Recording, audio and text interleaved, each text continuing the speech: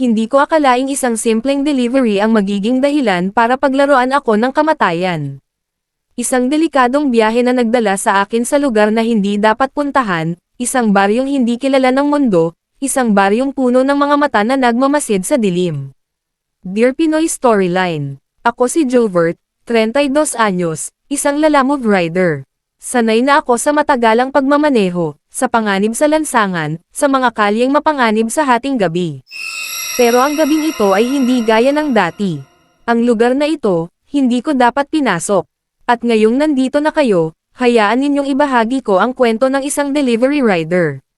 Gabi na nang may pumasok na delivery request. Sitio madilim, isang lugar na hindi ko pa naririnig noon. Walang detalye sa mapa, walang larawan sa GPS. Ngunit mataas ang bayad, kaya tinanggap ko ito. Papalapit ako sa lokasyon, at unti-unting nagbago ang paligid. Nawala ang streetlights. Naging makipot ang daan, puro putik at batuhan.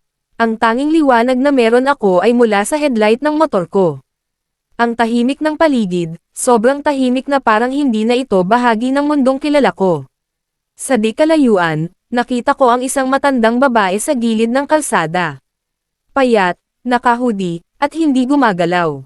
Nakatingin lang siya sa akin. Dumaan ako sa harap niya, pero nang lingunin ko sa side mirror, wala na siya.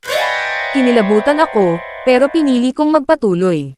Ilang metro pa ang nilakbay ko nang may biglang tumawid sa harap ko, isang batang babae, walang saplot sa paa, marumi, at may mahabang buhok na natatakpan ang mukha. Umalis siya sa gitna ng kalsada, dahan-daang lumingon sa akin. At nang makita ko ang mukha niya, wala siyang mata, wala siyang ilong, tanging bibig na nakangiti mula tainga hanggang tainga. Napaatras ako sa gulat, nanginginig ang kamay ko habang inaabot ang susi ng motor. Hindi ako makagalaw. Tumakbo siya papalapit, mabilis, parang hayop na gutom. Pinaharurot ko ang motor, halos mamatay sa kaba. Hindi na ako lumingon. Pagkarating ko sa baryo, saka ko napansin na may mga tao sa paligid, tahimik silang nakatayo sa dilim. Walang nag-uusap, walang gumagalaw. Para silang mga estatwang nakatayo sa kalsada. Ang bahay kung saan ko ihahatid ang package ay nasa dulo ng baryo. Bumaba ako ng motor at lumapit sa pintuan. Kumatok ako. Nang bumukas ito, isang matandang babae ang sumilip. Mapatla, malalim ang mata, at parang tuyot na ang balat. Ikaw ba ang nag-deliver? Tanong niya sa mahinang boses. Oo po, sagot ko, pilit pinapanatili ang normal kong tono. Iniabot ko ang package. Pero bago pa niya ito kunin, napansin kong ang mga kuko niya ay mahaba, matutulis, at may mga bakas ng dugo. Lalo akong kinabahan. Maya-maya, bigla siyang ngumiti. Walang laman ang bibig niya. Isang itim na butas lang, walang dila, walang ngipin.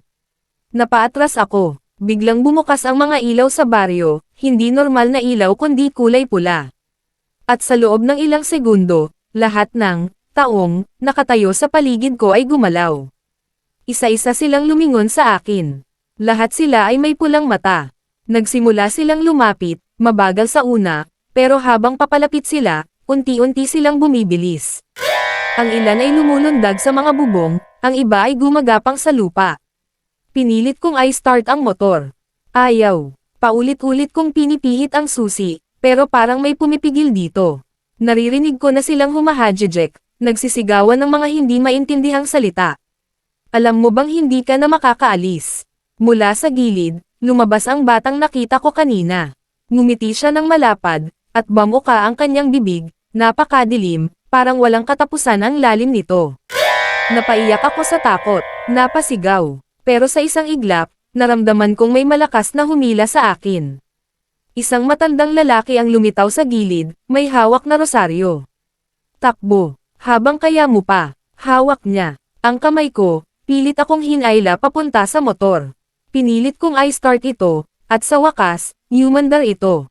Humarurot ako palabas ng baryo. Naririnig ko ang sigawan ng mga nilalang na naiwan ko.